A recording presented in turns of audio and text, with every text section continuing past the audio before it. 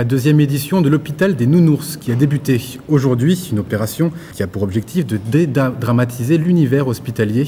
Une consultation particulière animée par des étudiants en médecine et aspirants infirmiers.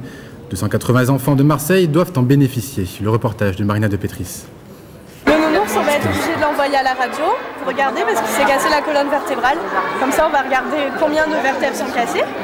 Première étape, établir un diagnostic. Muni du carnet de santé de son doudou, chaque enfant vient consulter le nounoursologue.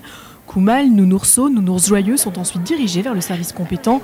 Radio, chirurgie, infirmerie, jusqu'à la pharmacie et la prise de médicaments. Les enfants de 3 à 8 ans suivent ainsi tout le parcours de soins.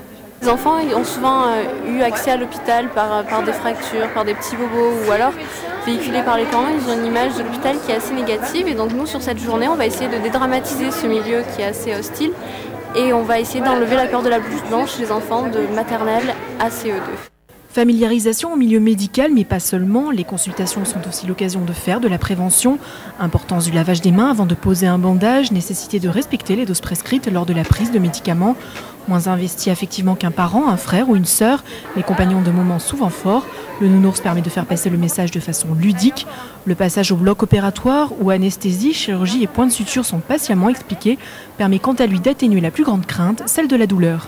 C'est sûr que j'en ai un peu moins peur parce que j'ai vu, ça se déroule bien. Il dormait parce qu'on l'avait endormi, alors ça me faisait pas trop peur.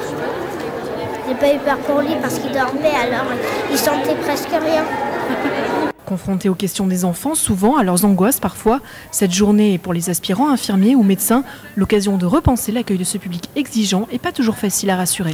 On teste nos capacités relationnelles avec l'enfant et on essaye en même temps de voir comment l'enfant appréhende le milieu hospitalier pour que lors de nos stages à l'hôpital ou dans notre profession future avec les enfants, donc on ait une approche différente par rapport à ce jeu, leurs réactions, etc.